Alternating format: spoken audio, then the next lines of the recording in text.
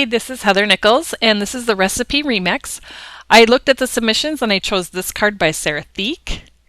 And here is my version of her card remixed. And I'm just going to take you through my kind of thought process and why I did the things that I did to my version of her card.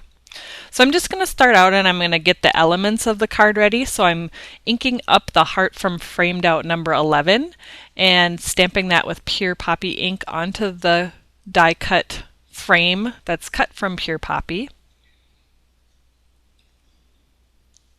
And you can see here I chose to do a fine linen card base versus a white. And here I am getting the sentiment stamped on the Enchanted Evening strip. The one thing that I did on this part is I moved the sentiment more to the right side of the strip to leave a little bit more space for the heart on the left side. And I'm just going to emboss that with white embossing powder and my heat tool.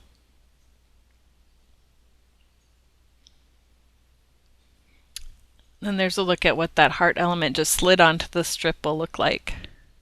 So I chose a fine linen card base, and I chose not to do the yellow. I thought the yellow was just a little too much. And I'm going to stamp my background element in fine linen ink on fine linen cardstock because I think that there was just a lot of color going on, and I want to keep it a little bit more neutral because I want the main element, the little happy anniversary and heart elements, to pop on the card.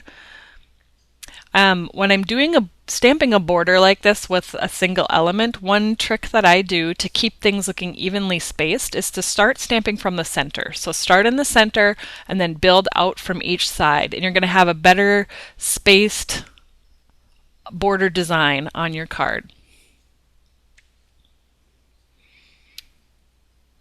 I'm just laying this out, deciding how I want it to go. I'm rounding the corners. There was a stamped stitch element on the background of the original card in Enchanted Evening ink, and I chose to actually do the stitching with my sewing machine. You could definitely stamp that with the stamping stitched line.